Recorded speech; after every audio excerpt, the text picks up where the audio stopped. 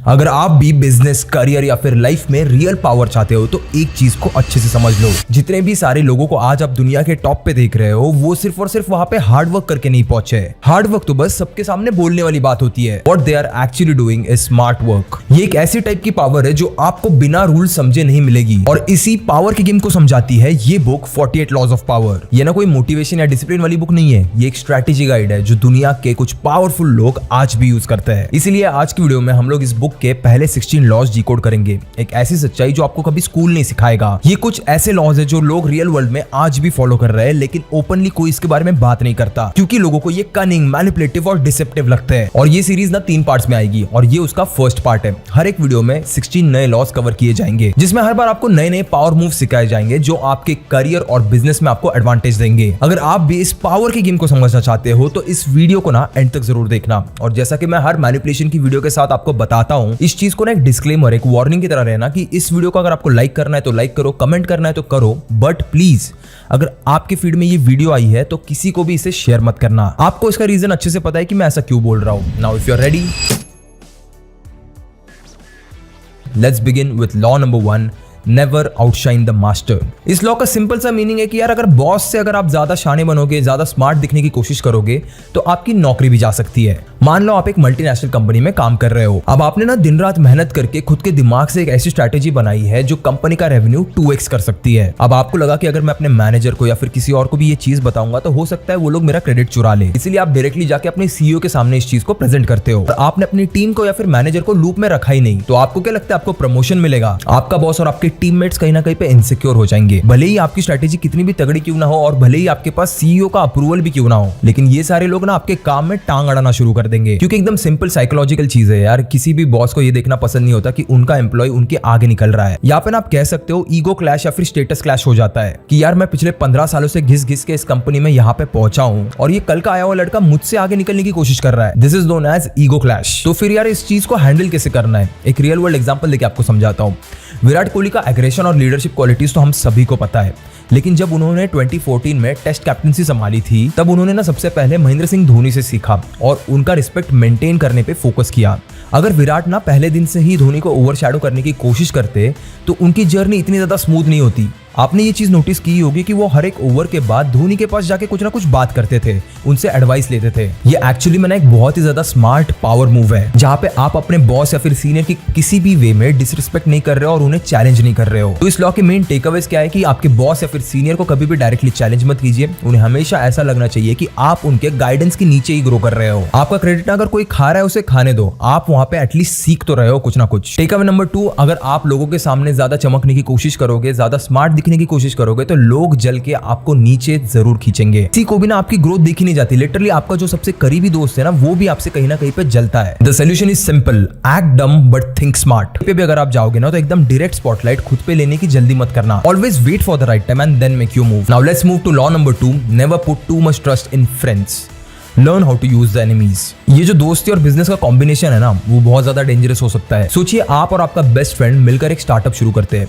एक दिन company profit में जाती है और आपके दोस्त का बिहेवियर कहीं ना कहीं पे बदलने लग जाता है। जो कल तक आपके साथ हसल कर रहा था आज आपको वो कंपनी से निकालने की प्लानिंग कर रहा है क्योंकि उसे मैक्सिमम नंबर ऑफ शेयर्स चाहिए। देखो होता क्या है ना, जब भी आप कोई पार्टनरशिप वाला बिजनेस देखते हो जहाँ पे 2 दोस्तों ने उसे मिलकर शुरू किया है तो एक पॉइंट के बाद एक दोस्त को लगने लगता है कि भाई ये सामने वाला बंदा डिजर्व नहीं करता, ये उतनी ज्यादा मेहनत नहीं लगा रहा है जितनी मैं कर रहा हूँ, तो मैं फ्री में उसे इतनी सी मेहनत करने के इतने सारे पैसे क्यों दूं। तो जहाँ पे आप दोनों ने कुछ साथ में शुरू किया था वो आगे जाके टूटने का बहुत डर रहता है। ये तो हो गई एक टाइप के दोस्त की बात। एक और फेमस मूवी है भाग मिल्खा भाग, उसका मैं एक सीन आपको बताता हूँ। उस सीन में ना मिल्खा सिंह अपने दोस्तों पे ट्रस्ट करके एक छोटी सी चोरी करते हैं। अब वहाँ पे होता ऐसा है कि बाकी सब तो वहां से भाग जाते हैं लेकिन सिर्फ मिल्खा जी पकड़े जाते हैं। ये एक छोटी सी कहानी है जो एक बहुत बड़ी रियलिटी आपको दिखाती है कि हर दोस्त हर सिचुएशन में आपका साथ नहीं देगा। तो किसी भी इंसान पे, चाहे वो आपका दोस्त भी क्यों ना हो, उस पे कभी भी ब्लाइंडली ट्रस्ट मत करो। अगर आपके रिलेशनशिप में, आपकी दोस्ती में कहीं भी पैसा इन्वॉल्व होने लग जाता है ना तो उसके बिगड़ने के चांसेस बहुत ज्यादा बढ़ जाते हैं। तो इस लॉ का मेन टेकअवे यही है कि पैसा और पावर कभी भी दोस्ती बदल देती है। तो चाहे वो आपका कितना भी करीबी दोस्त क्यों ना हो, सबसे पहली चीज तो यार उसके साथ पहले बिजनेस मत करो। और अगर आपको करने की जरूरत पड़ी रही है तो हमेशा एक लिखा हुआ कॉन्ट्रैक्ट जरूर मेंटेन करना। वर्बल प्रॉमिसेस पे ना कभी बिजनेस मत करना। इस लॉ का ना और एक इंटरेस्टिंग एग्जांपल है जो मैं आपको देना चाहता हूँ, जो है हर्षद मेहता का। तो हर्षद मेहता एक टाइम पे में स्टॉक मार्केट के बिग बुल कहलाते थे। उनका ना नेटवर्क काफी ज्यादा स्ट्रॉन्ग था और उनके आसपास सिर्फ दोस्त ही दोस्त थे। बैंकर्स, ब्रोकर्स, पॉलिटिशियंस, बिजनेसमैन सब उनके साथ मिलकर काम करते थे। लेकिन जैसे उनका स्कैम धीरे धीरे एक्सपोज होने लगा तो जो लोग उनके साथ मिलकर काम कर रहे थे वही लोग उनके अगेंस्ट एविडेंस देने लगे। ये चीज ना हमारे नॉर्मल लाइफ में भी होती है और इसी वजह से मैं हमेशा कहता हूँ कि इंडियंस आर लाइक क्रैब्स। मतलब यार तुम्हारे फ्रेंड सर्कल में अगर तुम ऊपर उठने की कोशिश भी करोगे तो जाने अनजाने तुम्हारे आसपास के लोग तुमसे कहीं ना कहीं पे जलने वाले हैं। सेम चीज यहाँ पे हर्षद मेहता के साथ भी हुई। जब लोगों ने देखा कि यार एक मिडिल क्लास से निकला हुआ बंदा इतने ज्यादा पैसे कमा रहा है तो कहीं ना कहीं पे अंदर ही अंदर उन्हें जलन होने लगी। बट यार एंड कैसा भी हो, एटलीस्ट उस सीरीज की वजह से बहुत सारे लोग ट्रेडिंग और इन्वेस्टिंग को थोड़ा और इंटरेस्टिंग मानने लगे।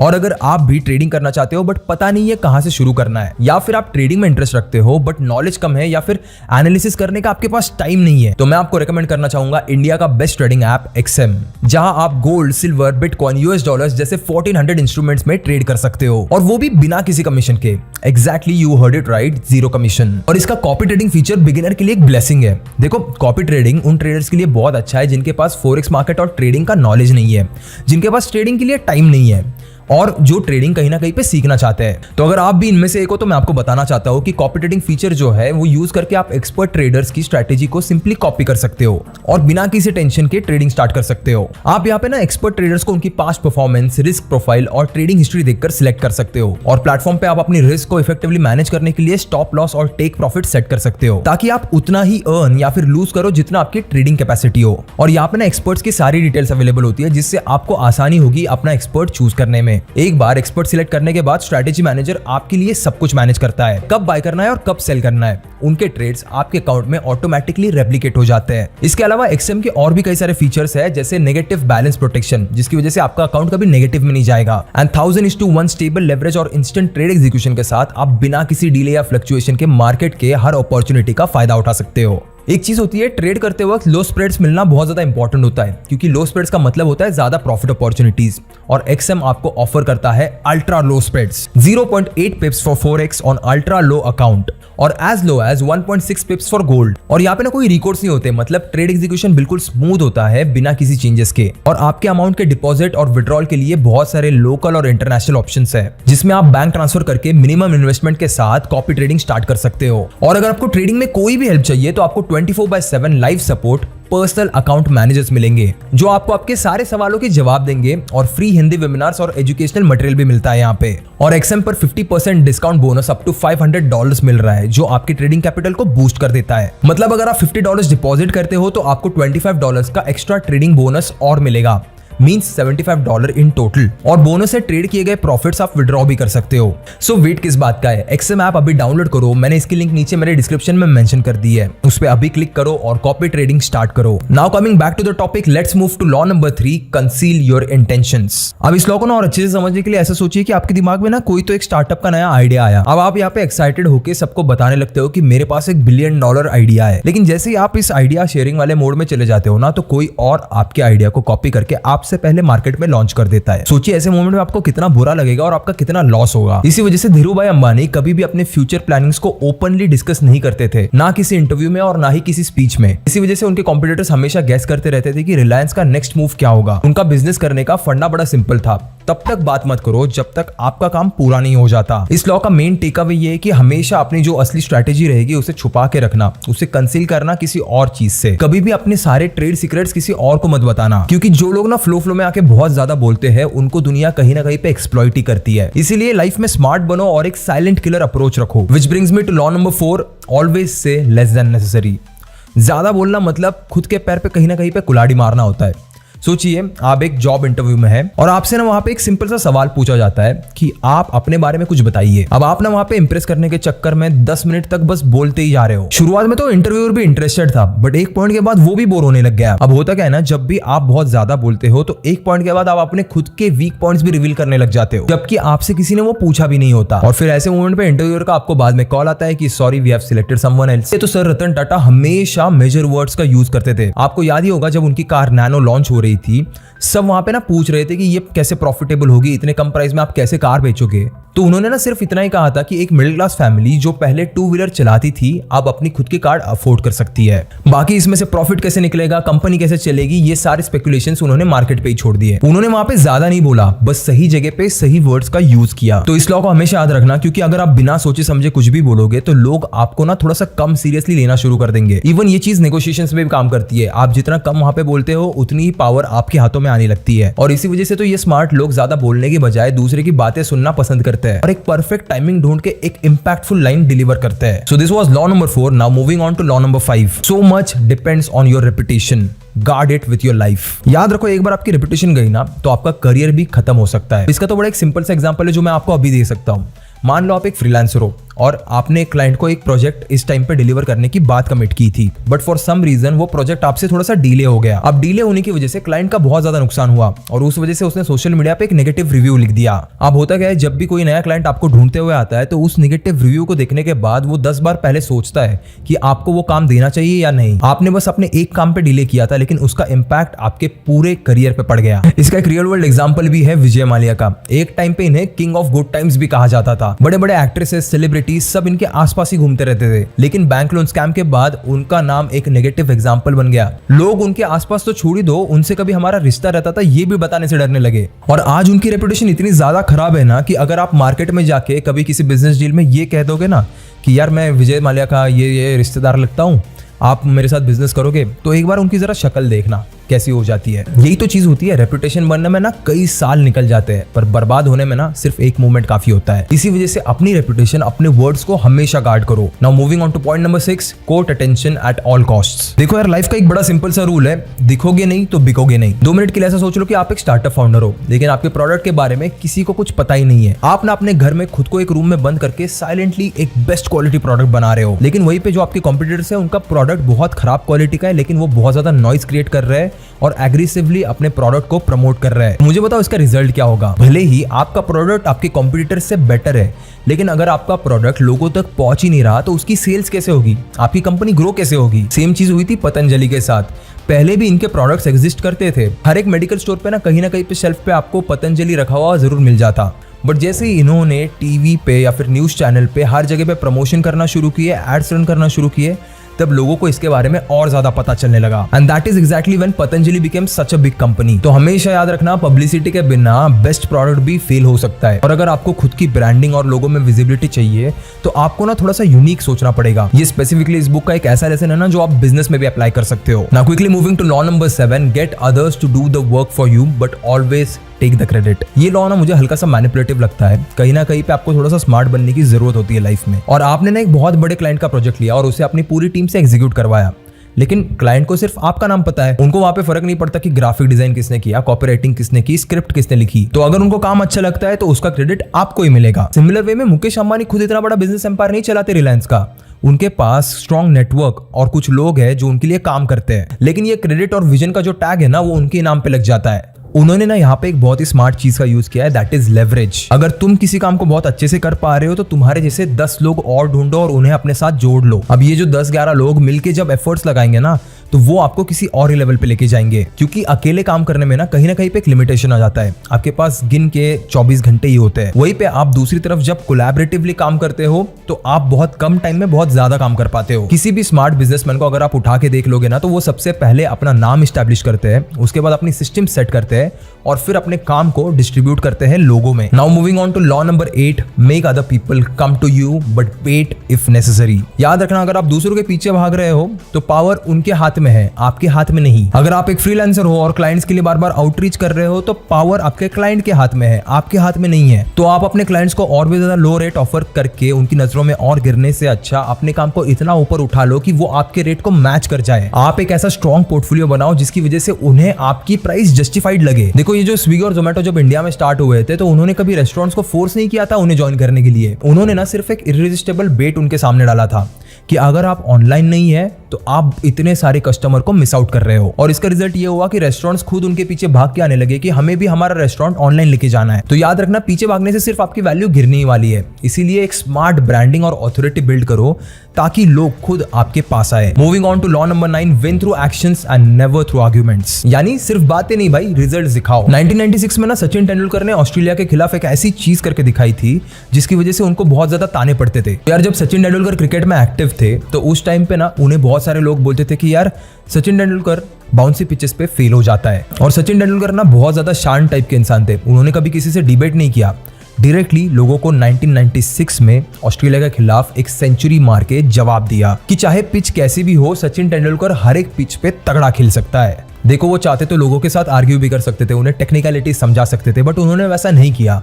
उन्होंने सीधा अपने एक्शन से अपनी आर्ग्यूमेंट को जीता। अगर आप भी कभी किसी मीटिंग में या फिर अपने फ्रेंड सर्कल में ये प्रूफ करना चाहते हो कि आप ही बेस्ट हो, तो बोलने के बजाय ना अपने काम से उसे जस्टिफाई करो। People will always remember your actions and not your words. Which brings me to law number 10, avoid the unhappy and unlucky. मान लो आपके ऑफिस में ना एक बंदा हमेशा कंप्लेन करता रहता है कि यार ये यहाँ पे बॉस बहुत ज्यादा पार्शियल है, कंपनी की ग्रोथ नहीं कर रहा वो कहीं ना कहीं पे, और उसी के साथ साथ हमारी भी ग्रोथ नहीं कर रहा, हमारी सैलरी कितने टाइम से उसने बढ़ाई नहीं। पहले तो आप उसे कंसोल करने लगते हो कि यार ऐसा नहीं होता, नॉर्मल सी चीज़ है, हर कंपनी में ऐसा ही होता है। बट धीरे धीरे ना जैसे वो बार बार ये चीज़ें आपको बताने लगता है, वैसे वैसे उसकी नेगेटिव सोच की वजह से आपकी थिंकिंग भी अफेक्ट होने लगती है। और एक दिन ना आपको अचानक से क्लिक होता है कि यार आप भी बिना वजह फ्रस्ट्रेटेड फील करने लगे हो उसकी वजह से। तो ये सबसे बड़ी प्रॉब्लम होती है इन नेगेटिव लोगों की। वो अपनी नेगेटिविटी को इतना ज्यादा प्रोजेक्ट करते हैं कि बाकी लोग भी उसकी वजह से अफेक्ट होने लगते हैं। और इसी वजह से ना आपको ऐसे नेगेटिव लोगों से लाइफ में दूरी बनाए रखनी चाहिए। जो भी सारे ऐसे लोग हैं ना जो हमेशा हर बार प्रॉब्लम्स और फेलियर्स के बारे में बात करते हैं ना, उनसे थोड़ा सा डिस्टेंस बनाए रखो। वो आपकी थिंकिंग को अफेक्ट करेंगे, वो आपके अच्छे मूड को भी खराब करने की पोटेंशियल रखते हैं। आपकी लाइफ में ना सब कुछ एकदम सही चल रहा होगा, लेकिन सिर्फ उनकी वजह से, उनकी बातों की वजह से आप अपने लाइफ में डिप्रेस्ड फील करने लगोगे। इसी वजह से आप अपना सबसे ज्यादा टाइम किसके साथ स्पेंड करते हो ये एनालाइज करो, और ये भी एनालाइज करो कि वो बंदा पॉजिटिव इमोशंस रेडिएट करता है या फिर एक नेगेटिव इमोशन रेडिएट करता है। Moving on to law number 6, learn to keep people dependent on you. अगर आप किसी भी जगह पे एकदम रिप्लेसेबल हो ना, तो आपकी वहां पे कोई वैल्यू नहीं रहती। आपने ये चीज नोटिस की होगी, किसी भी कंपनी में सिर्फ उसी बंदे की वैल्यू होती है जो रिप्लेसेबल नहीं होता, या फिर जिसे रिप्लेस करने में कंपनी के बहुत सारे रिसोर्सेस यानी पैसा और टाइम चला जाए। ऐसे लोगों की बहुत ज्यादा वैल्यू होती है कंपनी में। तो आप लाइफ में जो कुछ भी करो, जहां पे भी जाओ, याद रखना आपको वहां पे इररिप्लेसेबल बनना है। इसका सबसे बड़ा एग्जांपल ना म्यूजिक इंडस्ट्री में है, इंडिया में, जो है टी सीरीज। भाई उनका डिस्ट्रीब्यूशन नेटवर्क इतना ज्यादा बड़ा है ना कि वो सब कुछ कंट्रोल कर रहे हैं। आर्टिस्ट के पास कोई और ऑप्शन नहीं बचता टी सीरीज के अलावा, बाकी सारे ऑप्शंस है, बट वो इतने ज्यादा बड़े नहीं है टी सीरीज जितने। और इसी वजह से हर एक आर्टिस्ट को कहीं ना कहीं पे अपने लाइफ में उनके प्लेटफॉर्म की जरूरत पड़ती भी है। और एक टाइप से टी सीरीज ना म्यूजिक इंडस्ट्री की एक मोनोपोली बन चुका है इसी वजह से। तो अगर आपको भी अपने करियर में आगे जाके सिक्योर रहना है, तो आपको भी इररिप्लेसेबल बनना पड़ेगा। आपको कुछ ऐसे स्किल्स डेवलप करने पड़ेंगे जो सिर्फ आपको ही आते हैं, आपके टीम में और किसी को नहीं आते। अब इससे होगा क्या कि वो सारे लोग आप पे डिपेंडेंट रहेंगे, सारी चीजें एकदम आपके कंट्रोल में रहेगी। Moving on to law number 12, use selective honesty and generosity to disarm your victim. हर बार ना सच बोलना जरूरी नहीं होता, कभी कभी स्मार्टली ऑनेस्टी का यूज करो। इस चीज का ना धीरूभाई अंबानी ने रिलायंस स्टार्ट करते वक्त पे बहुत ज्यादा यूज किया था। उन्होंने सबसे पहले इन्वेस्टर्स की छोटी अर्निंग से उनका ट्रस्ट जीता। उन्होंने उनके इन्वेस्टर्स को इतने ज्यादा रिटर्न्स दिए कि वो सोच भी नहीं सकते थे, लेकिन उस टाइम पे उनके इन्वेस्टर्स बहुत छोटी अमाउंट इन्वेस्ट कर रहे थे। पर जब धीरूभाई अंबानी और रिलायंस इंडस्ट्रीज को और भी ज्यादा पैसे की जरूरत पड़ी और ज्यादा एग्रेसिवली एक्सपांड करने के लिए, तो उन्होंने आईपीओ लॉन्च करने का सोचा। अब हुआ क्या कि उनका प्रीवियस ट्रैक रिकॉर्ड ही इतना ज्यादा अच्छा था, इतने ज्यादा रिटर्न्स उन्होंने प्रोवाइड किए थे उनके इन्वेस्टर्स को, तो नॉर्मल पब्लिक ने भी बिना सोचे समझे उनमें इन्वेस्ट करना शुरू कर दिया। अगर वो पहले ही लोगों से बहुत ज्यादा पैसे मांग लेते तो शायद लोग उन पे ट्रस्ट नहीं करते। इसीलिए उन्होंने धीरे धीरे स्ट्रैटेजी का यूज करके उनका ट्रस्ट जीता। तो इसी वजह से आप अगर छोटी चीजों में लोगों का ट्रस्ट जीत लेते हो ना, तो वो बड़ी चीजों में आप पे डाउट कभी नहीं करते। और बिजनेस और करियर में तो आप जानते ही हो ट्रस्ट कितनी बड़ी एसेट होती है, इसी वजह से इसका इंटेलिजेंटली बिल्ड करना। Moving on to law number 13, when asking for help, appeal to people's self interest and never to their mercy और ग्रैटिट्यूड। लोग ना इमोशन से नहीं बल्कि अपने फायदे के लिए हेल्प करते हैं। मान लो आपको आपके कॉलेज के प्रोजेक्ट के लिए आपके सीनियर की हेल्प चाहिए, लेकिन अगर आप उन्हें पेड़ पे चढ़ा के थोड़ा इस तरीके से बात करोगे ना कि यार भैया आपका एक्सपीरियंस ना इस प्रोजेक्ट के लिए बहुत ज्यादा जरूरी है, ये प्रोजेक्ट आपके एक्सपीरियंस के बिना हो ही नहीं सकता, इसे नेक्स्ट लेवल पे जाने के लिए आपकी बहुत ज्यादा गाइडेंस की जरूरत पड़ेगी मुझे, तो यार वहां पे ना सामने वाला इंसान खुद को थोड़ा सा इंपॉर्टेंट फील करने लगेगा। और ये ना कहीं पे सबकी वीकनेस होती है। इसीलिए अगर आपको किसी से काम निकलवाना है तो सबसे पहले उसे पेड़ पे चढ़ाओ। अगर आप वहां पे ना सिर्फ अपने ही फायदे का सोचोगे तो आपको ना शायद लोग उतनी हेल्प नहीं करेंगे। Which brings me to law number 14, pose as a friend, work as a spy. मान लो आपके कॉम्पिटिटर्स एक नया प्रोडक्ट लॉन्च करने वाले हैं और अगर आप उनसे डायरेक्टली पूछोगे तो वो आपको कभी कुछ नहीं बताने वाले, ये आपको भी पता है। अब आपको इन्फॉर्मेशन निकालनी है, वो आप कैसे निकालोगे? अगर आप किसी इंडस्ट्री नेटवर्किंग इवेंट में उनके टीम के किसी मेंबर से कैजुअली दोस्ती कर लो तो धीरे धीरे हो सकता है वो बंदा सामने से खुद से आपको इनसाइट देने लगे। ये सिंपल चीज मुकेश अंबानी जी ने रिलायंस जियो के लॉन्च के टाइम पे भी की थी। उन्हें पहले ही पता था कि उनके जितने भी सारे कॉम्पिटिटर्स हैं जैसे एयरटेल, आइडिया, वोडाफोन, ये लोग सब क्या सोच रहे थे, इन सबके प्लान्स कैसे होने वाले थे, और इसी वजह से वो जियो को लेके आने के बाद अपने लिए एक बेस्ट प्लान क्रिएट कर पाए। बात तो इस हद तक बढ़ चुकी थी कि मुकेश अंबानी और अनिल अंबानी जी के बिजनेस सेपरेशन के बाद दोनों ने अपने कंपनीज के कुछ एम्प्लॉइज दूसरे के कंपनी में एज अ स्पाई ऑपरेशंस देखने के लिए सेट कर दिए थे, जिससे उन्हें पहले ही पता चल जाता था कि यार आगे वाली कंपनी क्या प्लान कर रही है। तो जैसा कि हम लोग सब जानते हैं कि इंफॉर्मेशन सबसे बड़ी पावर है और कई बार लोग बिना ज्यादा सोचे समझे दोस्ती यारी में वो इन्फॉर्मेशन एक दूसरे को ऐसे ही पास ऑन कर देते हैं।